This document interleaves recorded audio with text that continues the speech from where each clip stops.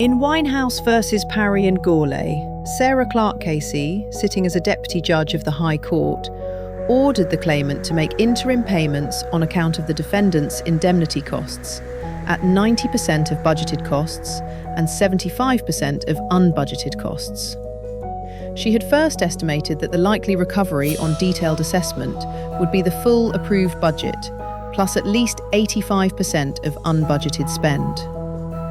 The costs position was striking.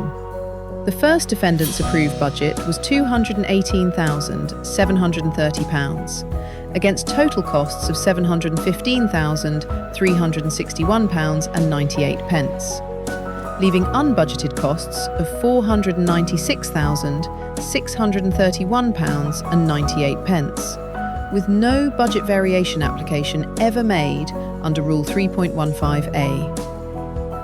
The court's reasoning on the on-account figure turned on two linked propositions. First, applying Rule 44.33, the indemnity basis meant that any doubts as to whether unbudgeted costs were reasonably incurred fell to be resolved in the defendant's favour. Second, the court treated the claimant's own overspend, £951,080.28, against a budget of £160,850, as positive evidence that the defendant's departures from budget were themselves reasonably incurred. The paying party's excess was treated as the direct cause of the receiving party's excess.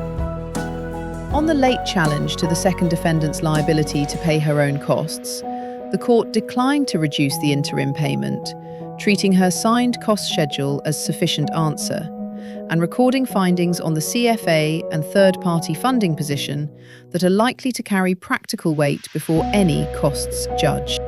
Quote, "I am satisfied that the defendants have proved that the claimant's unreasonable conduct takes this case out of the norm, and that I should exercise my discretion to order indemnity costs in favour of both defendants.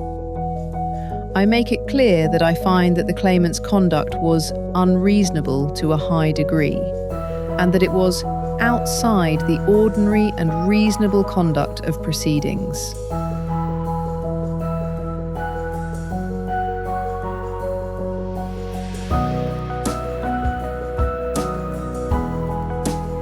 For a detailed summary of this decision, visit tmclegal.co.uk.